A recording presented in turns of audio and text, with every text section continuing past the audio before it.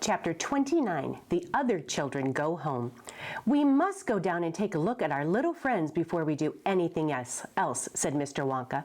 He pressed a different button, and the elevator dropped lower, and soon it was hovering just above the entrance gates of the factory.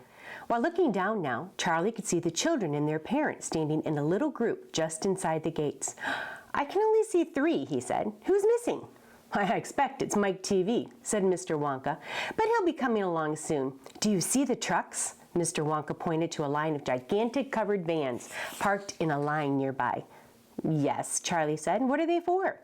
"Oh, don't you remember what it said on the golden tickets? Every child goes home with a lifetime supply of candy. There's 1 truckload for each of them, loaded to the brim." "Aha!" Mr. Wonka went on. "There goes our friend Augustus Gloop. Do you see him? He's getting into the first truck with his mother and father." "You mean he's really all right?" asked Charlie, astonished, "even after going up that awful pipe?" "Oh, he's very much all right," said Mr. Wonka. "Why, he's changed," said Grandpa Joe, peering down through the glass wall of the elevator. "He used to be fat. Now he's thin as a straw." "Why, of course he's changed," said Mr. Wonka, laughing. "He got squeezed in the pipe. Don't you remember? And look, there goes Miss Violet Beauregard, the great gum chewer. It seems as though they managed to de-juice her after all. I'm so glad. Oh, and how healthy she looks. Much better than before." "But she's purple in the face," cried Grandpa Joe.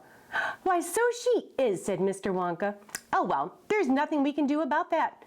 "Oh, good gracious," cried Charlie. "Look at poor Veruca Salt and Mr. Salt and Mrs. Salt.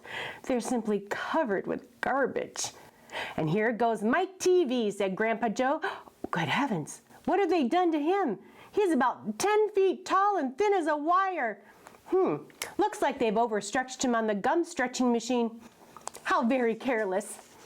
"But how dreadful for him," cried Charlie. "Oh, nonsense," said Mr. Wonka. "He's very lucky. Every basketball team in the country will be trying to get him. But now," he added, "it's time we left these 4 silly children.